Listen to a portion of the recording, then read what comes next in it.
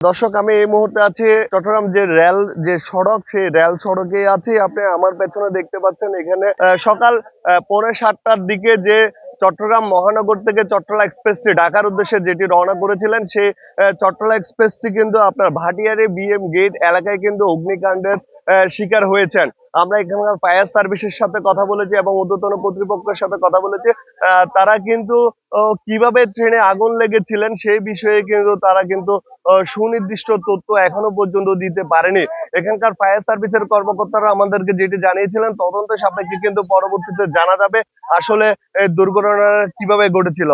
কিন্তু আমরা এখানে স্থানীয় অনেকজনের সাথে কথা বলেছিলাম, তারা আমাদেরকে যেমনটি জানিয়েছিলেন, তারা এক ট্রেনে আগুন লাগার সাথে সাথে কিন্তু এখানকার স্থানীয় যারা ছিল তারা এখানে তো আসেন এবং উদ্ধার কাজে সহযোগিতা করেন। এবং তারা আরেকটি বিষয়ে জানিয়েছিলেন, যেটি এই যে যেখানে ট্রেনে আগুন লেগেছিলেন তার পার্শ্ববর্তী যে বিএম গেট, যে সেনাবাহিনীর যে বিএম এ যে জায়গাটি রয়েছে, সেখান থেকে দ্রুত পানির ব্যবস্থা করার কারণেই কিন্তু আপনার দ্রুত সময়ের মধ্যে কিন্তু আগুনের ট্রেনের যে আগুন সেটি নিয়ন্ত্রণে নিয়ে আসা সম্ভব হয়েছিল।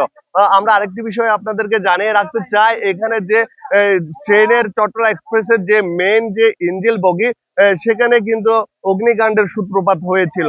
একই সাথে কিন্তু আপনার এখানকার যারা দায়িত্বে ছিলেন তারা আমাদেরকে যেটি জানিয়েছিলেন, অগ্নিকাণ্ডের যে ঘটনা সেটা ক্ষতি নিরূপণের জন্য কিন্তু তারা মেইন যে ট্রেনের যে বগি, সেই দুটি আগুন লাগা বগিকে কিন্তু তারা কিন্তু সরিয়ে ফেলার পরে কিন্তু আগুনটি অন্যান্য বগিতে কিন্তু ছড়িয়ে পড়তে পারেনি।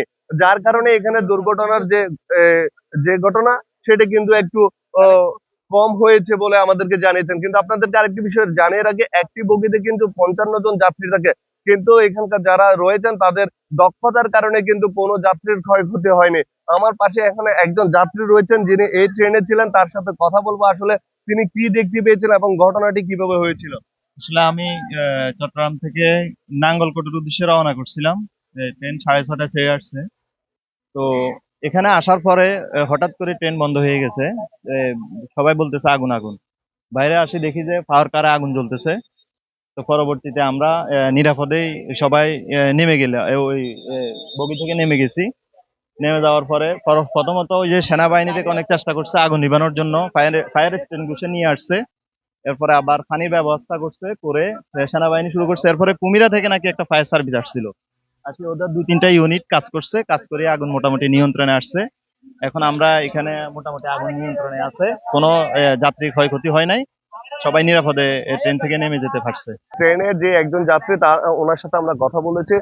যেমনটি জানাচ্ছিলেন, যে আগুন লাগার পরে কিন্তু এখানে সেনাবাহিনী সহ এখানে ফায়ার সার্ভিসের দক্ষতার কারণে কিন্তু আগুনের যে ক্ষয়ক্ষতি সেটি কিন্তু আহ, আহ, তাৎক্ষণিকভাবে নিরূপণ করা সম্ভব হয়েছে। এখানে আমরা যতটুকু জানি যে চট্টলা এক্সপ্রেসের দুটি বগিতে কিন্তু আগুন লেগেছিল। চট্টগ্রামের যে ভাটিয়ারের যে চট্টলা এক্সপ্রেসের আগুনের যে ঘটনা, সেখান থেকে এই ছিল আমার কাছে সর্বশেষ।